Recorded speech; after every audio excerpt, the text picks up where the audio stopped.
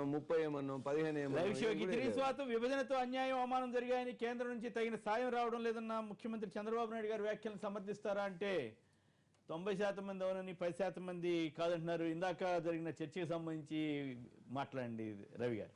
ఇప్పుడు ఒకటి మన ఎన్నికల వ్యవస్థ మరీ ముఖ్యంగా పరోక్ష ఎన్నికల వ్యవస్థ ఎంత దిగజారిపోయింది అనేది మనకి ఇక్కడ అర్థమవుతుంది. దీన్ని దిగజారడము కొనుగోలు అమ్మకాలు కొనుగోలు కింద మారడం.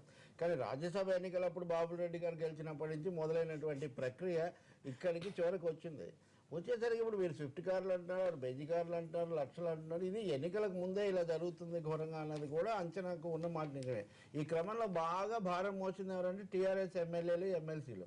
కేసీఆర్ గారు ఆ విజయాల బాధ్యత వాళ్ళ మీద పెట్టారు. అదే కదా పూర్తి చేయండి. ఆ క్యాంపులు నడపాలి, వాళ్ళని ఎలా నిలబెట్టాలి, విజయం సాధించాలనేది పెట్టారు. ఇప్పుడు హైదరాబాద్ కార్పొరేషన్ కూడా అలాగే చేస్తారని మీరు మీడియాలో కథనాలు చూస్తున్నారు. అదొక భాగం. వరంగల్లో కూడా భారం అది పెట్టి ఉండొచ్చు. కానీ ఇక్కడ సంపత్ గారు బాగా సిద్ధమై వచ్చారు. మంచి కవితాత్మకంగా ఆవేశపూరితంగా చెప్తున్నారు. వారు చెప్పినంత నిజమే కాకపోవచ్చు. కానీ ఇక్కడ కాంగ్రెస్, బీజేపీ, టీడీపీ అనేవి క్రీడలో ఆరితేరి దేశానికి నేర్పించిన పార్టీలు. ఇప్పుడు కూడా వాటికి ఎందుకంటే కర్ణాటక అండి సరిహద్దు దాటితే కర్ణాటకలో యడ్యూరప్ప వ్యవహారం ఆయన ప్రభుత్వాన్ని ఎలా నిలబెట్టారు ఇవన్నీ మనకు తెలుసు. భజన్ లాల్ వ్యవహారానికి ఖమ్మం కొంచెం తేడా ఉంది. భజన్ లాల్ ముఖ్యమంత్రిగా ఉండి కాంగ్రెస్ లో ఉన్నాడు, జనతా పార్టీలో ఉన్నాడు, కాంగ్రెస్ లో ఉన్నాడు. ఆయన ప్రభుత్వం అంతా అప్పటికి ఫిరాయింపుల చట్టం రాలేదు. ఇక్కడ తుమ్మలకు వచ్చేసరికి తుమ్మలకు తలసానికి కొంచెం తేడా ఉంది. అంటే ఈయన ఎన్నికై నైతికంగా విమర్శించవచ్చు కానీ రాజ్యాంగ ఒప్పుకోవడం కదా. ఆయన అధికారంలో లేడు కదా.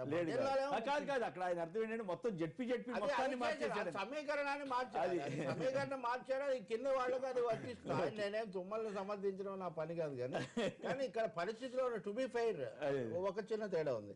ఇంకా మూడవ విషయానికి వచ్చేసరికి ఇందాక కూడా నేను చెప్పా, టీఆర్ఎస్ ఇప్పుడున్న స్థితిలో ఇంతగా ప్రతిదానికి కూడా చేయాల్సిన అవసరం లేదు. నాలుగోది నల్గొండ తర్వాత ఒక విషయం వాళ్ళు అర్థం చేసుకోవాల్సి ఉంటుంది.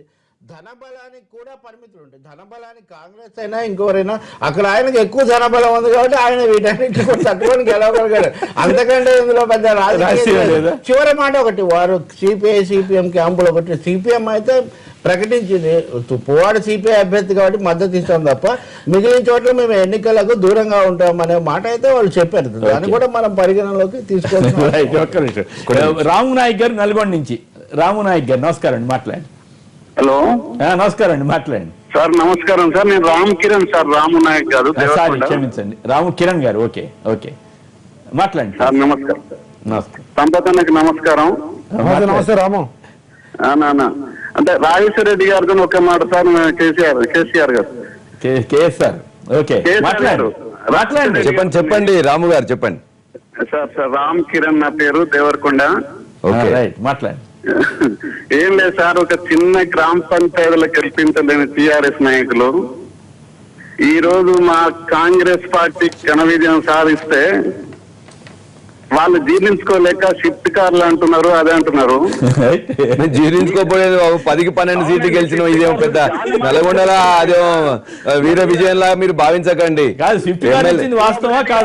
పొద్దున ఎలక్షన్ రానియండి, ఎలక్షన్లు వస్తే డైరెక్ట్ ఎలక్షన్లు వస్తే కూడా ఎట్లా వరంగల్ విజయం తెలుసు. రేపు పొద్దున నారాయణఖేడ్ అవుతుంది, జిహెచ్ఎంసీ అవుతుంది. ఇప్పుడు మాట్లాడొద్దండి రాజేశ్వర రెడ్డి గారు. స్విఫ్ట్ కార్లు కరెక్టా కాదా చెప్పరాదా? షిఫ్ట్ గారిని కరెక్ట్ అయితే ఆయన నిరూపిస్తే రాజగోపాల్ రెడ్డి గారితో నేను రాజీనామా చేపిస్తా. మీకు అంత కోరిక ఉంటే మీరు కూడా కాంగ్రెస్ లో ఏమైనా హోదా ఉందా మీకు? ఆయనకి అంత సంబంధం ఉందా? డండి ఎంపీపీ నండి, డండి ఎంపీపీ. ఓకే అట్లా చెప్పండి, బాగుంది. ఇది కాంగ్రెస్ ఎంపీపీయా మీరు? ఓకే ఇప్పుడు ఏంటి మీకు రాలేదంటే మీకు వచ్చిన వాళ్ళకి వచ్చిన మీకు రాలేందుకు మేము కూడా అడుగుతాం ఖచ్చితంగా ఎందుకు రాలేదని చెప్పేసి అడుగుతా. అంతే మరి 130 అంటే మిగతా వాళ్ళకి టీఆర్ఎస్ క్యాంప్ లో ఉన్న వాళ్ళకి ఇవ్వడం కాకుండా మిగతా వాళ్ళకి కూడా ఇవ్వాలి కదా. అవును, బంగారు కొలుసులంటే వచ్చినాయా? పోనీ రాజీనామా చేస్తారా? రాజగోపాల్ రెడ్డి రాజీనామా చేస్తారు. షిఫ్ట్ కార్డు ఇవ్వకపోతే రాజేశ్వర రెడ్డి రాజీనామా చేస్తారా? చేస్తామండి. బంగారం కొలుసు వచ్చిందా? పోనీ ఒకటి కిరణ్ గారు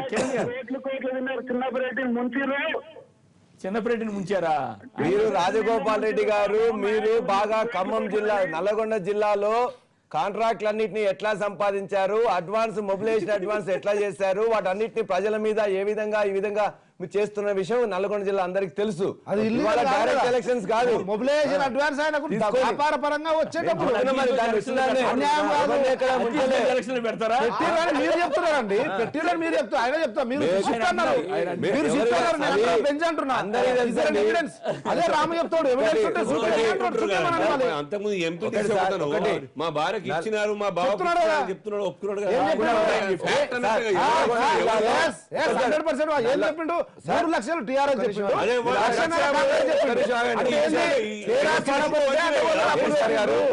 మేము మొట్టమొదటిసారి రాజకీయ పార్టీగా మారింది ఇప్పుడు మేము.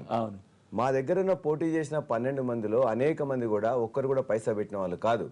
ఇవాళ మేము నారదాస్ లక్ష్మణరావు కావచ్చు, చెప్తున్నాం సార్, నేను చెప్తున్నాను, నారదాస్ లక్ష్మణరావు కావచ్చు, లేకపోతే ఇక్కడ బాలసాని లక్ష్మీనారాయణ కావచ్చు, మా భూపతి రెడ్డి గారు కావచ్చు, ఎవరు కూడా, లేకపోతే ఈ రోజున దయాకర్ కావచ్చు, లేకపోతే నల్లగొండ జిల్లాలో గెలిచిన మా 6 ఎమ్మెల్యేలు కూడా ఎవరికి కూడా ఇప్పటికి కూడా సొంత ఇల్లు లేదండి.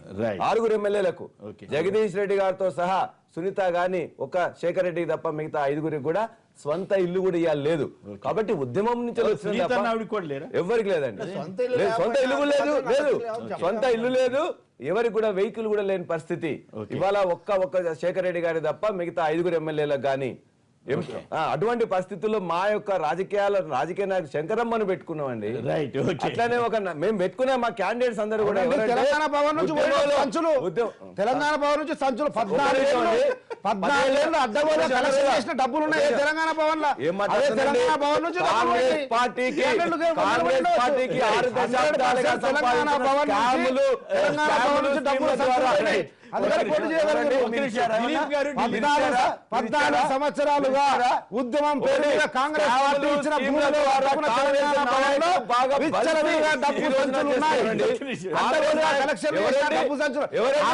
జానారెడ్డి ఆ రోజు ఉద్యమం పేరు మీద సంపాదించారు. ఆ రోజు ఉద్యమం పేరు మీద సంపాదించారు. ఈ రోజు అధికారంలోకి వచ్చిన తర్వాత లక్ష నాయకులు కలిసి కాంప్రమైజ్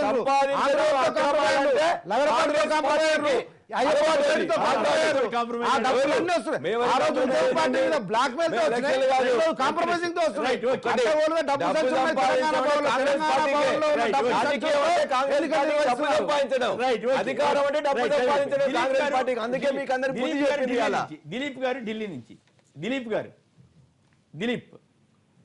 హైదరాబాద్ దిలీప్ గారు నమస్కారం, మాట్లాడంటే క్లోజ్ చేయాలి.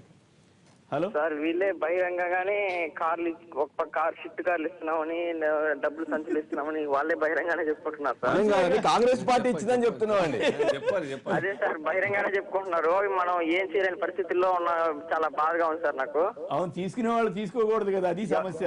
ఓట్లు ఇక్కడ స్విఫ్ట్ గారే కాదు, ఓటు ఇచ్చేటప్పుడు కూడా 1000 రూపాయలు 500 కూడా మనం జనం కక్కుర్తి పడకుండా ఉంటే అప్పుడు వాళ్ళకి ఎందుకు ఇస్తావా అని అడిగే పరిస్థితి రావాలి. సరే, వాళ్ళు ఇవ్వకుండా ఉంటే మంచిదే, అది వేరే విషయం. కానీ ఇచ్చినా తీసుకొని స్థైర్యానికి మనం ఎడగలిగితే తప్ప ఈ రాజకీయాలు మారుతాయని మనం ఆశించాలి. ఒకటే మాట్లాడుతూ సార్, ఈ రోజున రాజకీయాలంటే 2 రకాలు ఉంటాయి. ఒకటి రాజకీయాలంటే డబ్బు సంపాదించడం, అధికారాన్ని ఉపయోగించడం చేసుకోవడం అనేది కాంగ్రెస్ పార్టీకి వెన్నతో పెట్టిన విద్య ఇప్పుడు చేస్తున్నది. టిఆర్ఎస్ పార్టీ ఉద్యమము తర్వాత ఈ రోజున 18 నెలల్లో కూడా 95,000 కోట్ల ప్రాజెక్టు కూడా ఇవాళ డైరెక్ట్ G2G ఇచ్చింది. ఎక్కడ కూడా ఒక చిన్న ఎక్కడ కూడా ఒక చిన్న మా ఎమ్మెల్యే గానీ, మా ఎంపీ గానీ, మా మినిస్టర్ మీద కూడా ఎక్కడైనా మచ్చ ఉంటే ఎక్కడైనా ఉన్నట్లయితే మీరు చెప్పండి.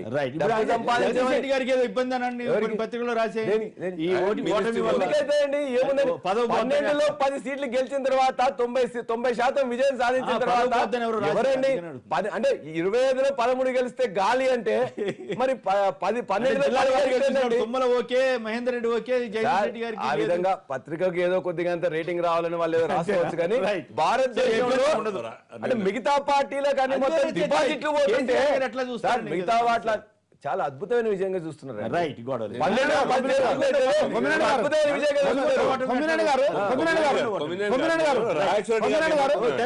మిత్రుడిగా రాజకీయ పార్టీ నేను అభినందిస్తా. టీఆర్ఎస్ పార్టీ 12లో 10 గెలిచింది. కానీ ఒక డైలాగ్ ఉంటది, సమూహ పందులు 10 వస్తాయి, సింహం సింగిల్ వస్తాయి. అది అనైతికంగా గెలిచే 10 వాళ్ళని అనడం లేదు,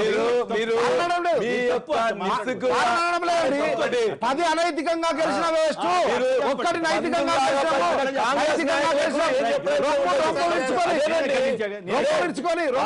కాంగ్రెస్ కార్యకర్తలు నైతికంగా విలువలతో గెలిచాము. మీరు అనైతికంగా అప్రజాస్వామికంగా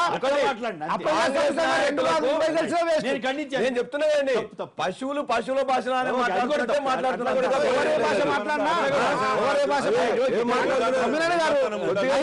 నైతికంగా 2 గెలిచినా ఒకటే, అనైతికంగా మీరు 10 గెలిచినా ఒకటే. నైతికంగా 2 గెలిచినాం, అంతకంటే గొప్ప విజయం లేదు.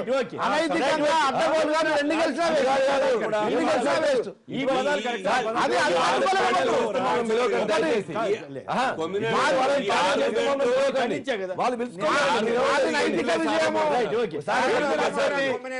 కాంగ్రెస్ పార్టీ 2 గెలిచిందండి, మంచిదే.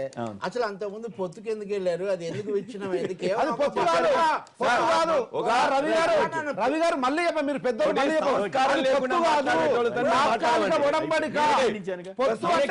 ఒక పద్ధతి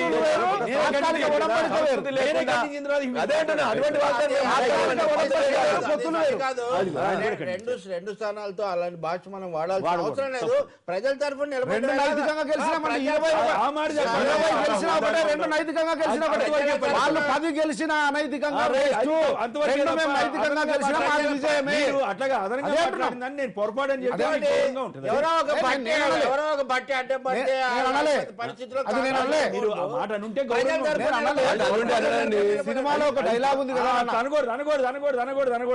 ఓకే కానీ నైతికంగా మాత్రం కాంగ్రెస్ పార్టీ విజయం సాధించింది. ఆ పదం వాడారు సరే తప్పు. అన్యాయం అవమానం జరిగాయని కేంద్రం నుంచి తగిన సాయం రావడం లేదన్న చంద్రబాబు గారి వ్యాఖ్యలను సమర్థిస్తారా అంటే 90% మంది అవునని 10% మంది కాదంటున్నారు. ఎస్ఎంఎస్ పంపించిన వారందరికీ కూడా ధన్యవాదాలు. అల్జాపూర్ శ్రీనివాస్ గారికి, రాజేశ్వర రెడ్డి గారికి, తెలకపల్లి రవి గారికి, సంపత్ గారికి అందరికి కూడా ధన్యవాదాలు. ఇది నేటి వార్తా విశ్లేషణ కార్యక్రమం. నమస్కారం.